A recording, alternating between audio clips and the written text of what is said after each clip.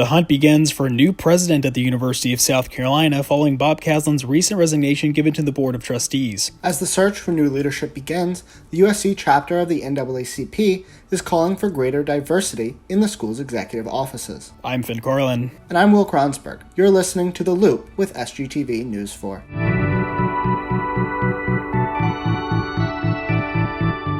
Following the commencement ceremonies for the University of South Carolina, it was reported that now ex-President Bob Caslen had plagiarized part of his speech to the graduates, in part leading to his resignation being submitted to the Board of Trustees. Former President Harris Pastides has since been appointed interim president, but the search is now underway for a new university president. Students are also weighing in on how a tunnel on campus, thought to be available for free expression, has been given a new coat of paint and new signage saying it's not the place for brushes and paints. And Williams-Brice Stadium, along with other sports venues at USC, is allowing for full capacity starting this fall, which is getting mixed reactions from the student body. Stick with us. We'll keep you in the loop. After a meeting held by the USC Board of Trustees, Harris Pastides was officially named the university's interim president, returning temporarily after nearly a decade of serving in office prior to Bob Caslen's 2 years. South Carolina Governor Henry McMaster, who reportedly influenced Caslen's hiring process in 2019, backed the ex-president at a recent press conference despite the plagiarism scandal leading to his resignation. I think the university will do a fine job of finding a replacement. I think that President Caslen did a splendid job in the 2 years he was here. Now that the Board of Trustees has started its search for a new president, students with the USC chapter of the NAACP have released a statement demanding greater representation in the hiring process. News 4 reporter Beyonce Watson joins us now from Aiken. How are you, Beyonce? Hi, Finn and Will. I'm doing great. So the student body has had some whiplash from the university's administration recently, from Caslen resigning to now having a former president take his place. How have they responded to Pastides being appointed as interim president? Well, many USC students have taken to Twitter to celebrate President Harris Pastides' return to presidency. While many celebrate, others refuse to celebrate a resignation and say that the school needs stability. While others celebrate, the USC's NAACP chapter saw it as an opportunity to get to work and demand diversity in USC's offices, including the presidency. Right, and Pastides is only a temporary placement, which students are well aware of. Now, the USC chapter of the NAACP has released their statement demanding a greater minority representation in the university's senior leadership and in other departments. But more than this, how are students taking action to have a greater influence on the university's hiring process? Well, the university's NAACP chapter put out a statement addressing the Board of Trustees because there was a lack of Black representation during their last search for the university president. USC's NAACP chapter is hoping that this statement will help persuade those in position to find more diverse leaders for USC. Students have pushed for more widespread diversity, equity, and inclusion on campus for years, but 77% of the Board of Trustees is made up of white male alumni, including Governor McMaster, with only 2 non-white members. How much does it mean to students that there is a more diverse governing body at USC, and is it very realistic that it could start with our next president? Well, the NAACP wants the university to follow through with greater diversity, equity, and inclusion initiative because POC students around campus say that with more diversity in office, they would feel more comfortable to have someone looking out for them. University NAACP President Kaylee Bright says that she's optimistic for that kind of change to begin soon, but that all starts with the president. It's sad to say that you have to wait on one person or one position to get change started, but I just feel like the president has such a big role in our school. If the president were supportive of what students were doing, then we would definitely have change quicker. She said that she feels that not all of the executive leadership of the university does not have the interests of all groups of its students as a top priority, but that a more diverse and inclusive governing body could be the first step in making the campus stronger. Beyonce, thank you so much for your time. Thank you.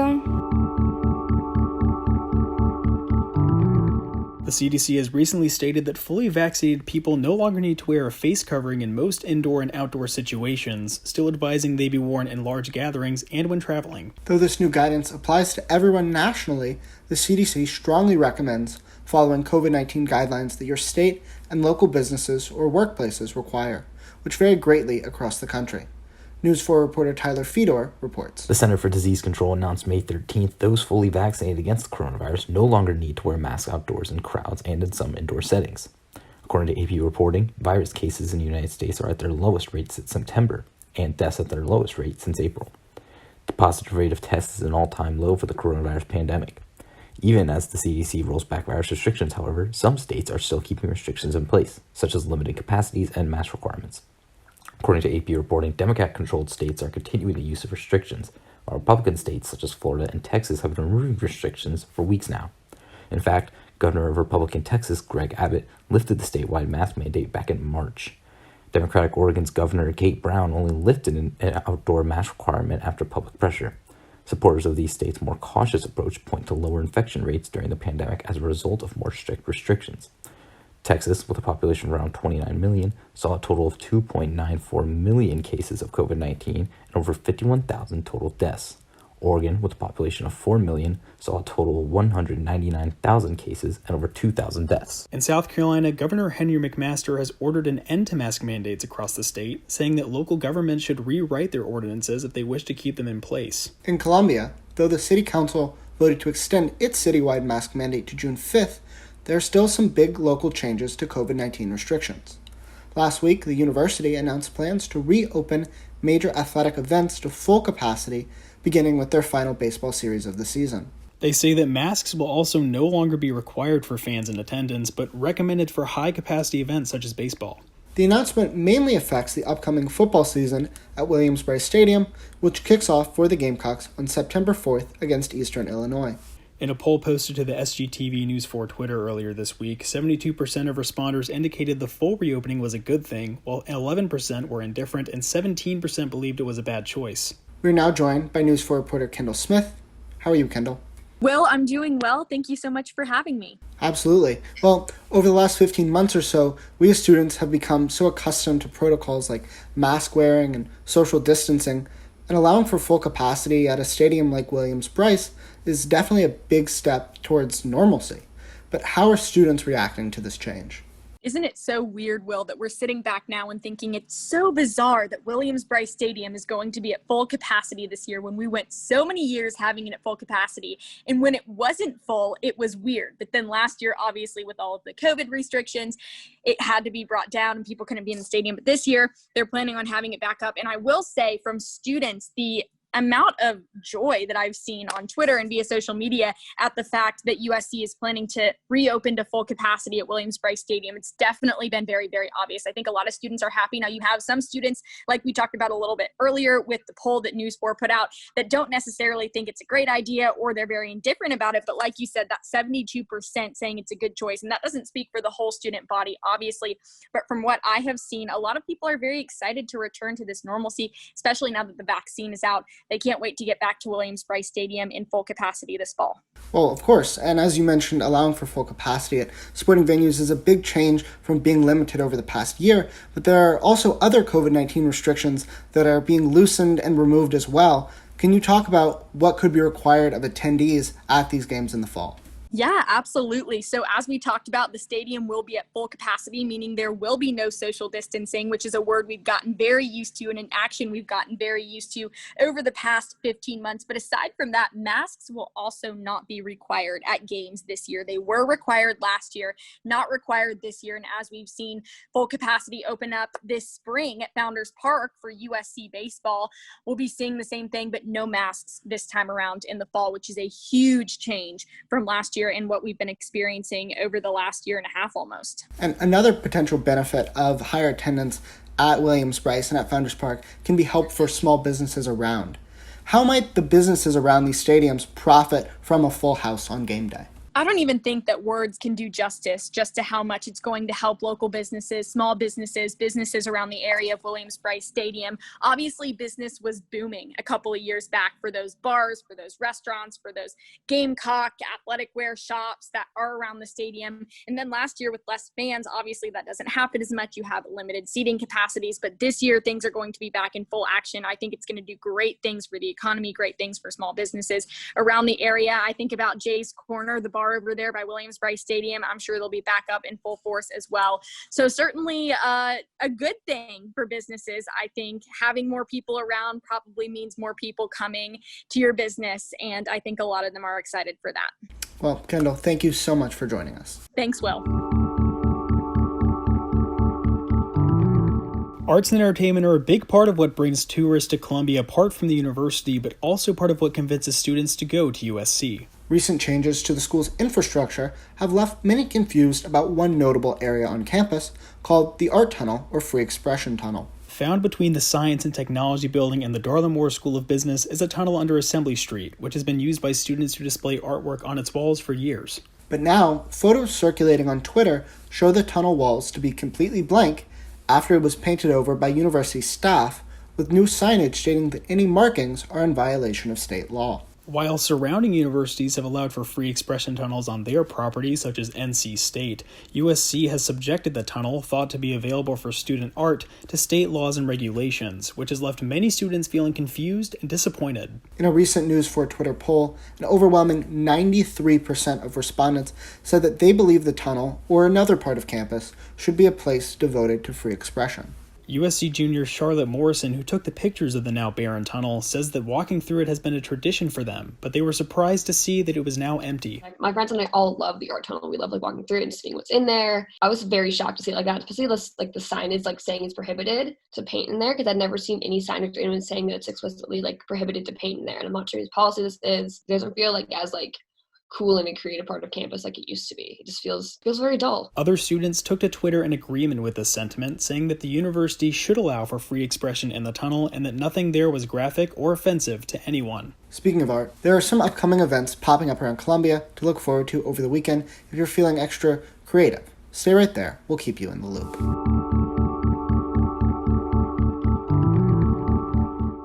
It's summertime, and even though we are still in a pandemic, more and more South Carolinians are getting vaccinated, which means more events are popping up locally, and everyone is looking to get out and get back to normalcy over the following months. I don't know about you, Will, but one of the things I am looking forward to the most is safely attending concerts again, which I believe is starting to happen right here in Columbia. That's right, Finn. You can even start to get tickets to concerts happening right here in Columbia, starting with the Indigo Girls on May 26th at 7:30. That concert is going to be at the Columbia Speedway and Entertainment Center in KC, and it's the first of a series of COLA concerts throughout the summer. Tickets are available between $35 and $50 depending on your group size. And again, that's tomorrow, May 26th at 7:30. And Will, something that I really noticed was pretty cool here was how they're still keeping safety in mind, because if you go onto the Ticketmaster website, they offer these $35 and $50 tickets to groups of 2 and 4 in small little pods that they have set up all around the stage. So you and a group of friends can come in a car. You can still safely be apart from one another, even though we're having these COVID restrictions loosened now. We can still be safely spread out from people and still, enjoy an experience that many people have been lacking, which is getting out and seeing a concert. Absolutely. I mean, you can still see sort of remnants of social distancing of these measures that we took for COVID-19, like seating pods, but it's good to see that things are really opening up and really getting back to what we would consider sort of normal pre-2020. Yeah, exactly. And even more so than that, the Indigo Girls are pretty popular on Spotify. They have roughly 1 million listeners. I think it's actually just above 700,000, so excuse me there. But they are a American folk rock music group, and I was listening to some of their music earlier, and I personally am a big fan of folk music, but I'm also just a big fan of live outdoor music. So I'm in Charleston at the moment, but I might have to come down to Columbia just to get a little taste of it, because this sounds like really a lot of fun. I haven't gotten to listen to the Indigo Girls yet, but I might have to do that tonight. But I'm definitely really excited to see that we're getting some live entertainment back. We just talked to Kendall about having well-attended sports, and now we're talking about live music and maybe live comedy and performances coming back. I'm just really excited to interact with people in the real world. Yeah, exactly. And more so than that, art in Columbia is shown not only through music and through these COLA concerts, but also through crafts and brushes and paints, and even, written or spoken word like stories or poems. And there is no other, place to see that pretty soon coming up other than the NOMA Flea Market, which is at 6 to 9 p.m. this Friday, May 28th. It's located at 2222, that's right, 2222 Sumter Street in Columbia. There will be a variety of local artists, collectors, and storytellers, as well as free food, drinks, and live music. And like I said, I'm a huge sucker for live music, but also free food. I mean, come on. I know that and I'm sure you can relate to this, being on campus this past year, and having only so many meal swipes to spend, free food was a luxury. And so now we can just go to this place, enjoy some free art, some free music, and free food. I mean, how great does that sound? I mean, that sounds amazing. If you talk about really how strict things have been over the past 12 to 15 months and how we've had to do so much from home, this is an opportunity to get a lot done outside of the house. I mean, we're talking about art, we're talking about storytelling, we're talking about free food and music, and there's just a great chance to have some fun and do something a little bit different in Columbia on Friday. Yeah, and if I can't make it through for the Indigo Girls concert this upcoming Friday, I can definitely make some time to swing through Columbia. So if you want to go with me, then I will definitely take you, and we'll get some free food, and we'll listen to some live music, and it'll be a lot of fun. There you go. And one more option for your entertainment this weekend in Columbia. It's going to be on Sunday, which is May 30th at 8 p.m. There's going to be the Disco and Froze. It's hosted by Mike Stone Entertainment. That's at 1624 Main Street in Columbia. Tickets will go for $65 for 2 people, $125 for 4 people, like we saw with the concert. But this is a great chance to get out and dance a little bit, wear your best disco attire, and just have some fun. Yeah, and there's always something going on Main Street. You'll have Soda City on Saturday morning, and then Disco and Froze on Sunday night. And something that I've found pretty interesting that I wanted to bring up really quick, I don't know if you have the answer to this, but whenever I go on to Experience Columbia SC, to find some events to go to in Columbia, I always see Mike Stone Entertainment, and I've never gone to one of these events, but I'm wondering, who is Mike Stone, and how are they putting on so many great events? I need to meet this person so bad. I'm not exactly sure who Mike Stone is, but like you mentioned, it's a great chance to kind of bookend your weekend with events on Main Street, Saturday morning, Sunday night, and if you go, maybe you can find out who Mike Stone is, get to know Mike Stone Entertainment, and maybe attend some more events in the future. Yeah, for sure. So what I'm hearing, is we got to go to the NOMA Flea Market Friday night, and then Soda City Saturday morning, and then Disco and Froze this weekend. We're going to have a heck of a weekend, you and I. We're going to have... Carpool up from Charleston to Columbia and have a good weekend. Yeah, exactly. Yeah. And so anyone that's in the Columbia area right now, I know that campus is kind of dead because a lot of people are away, but those who are living off campus, or even if you're in the surrounding areas, definitely swing into Columbia this weekend, check out some of these events, and always feel free to go on to experiencecolumbiasc.com to find out a calendar of events going on in the city. There's always fun stuff going on, and you should definitely check it out.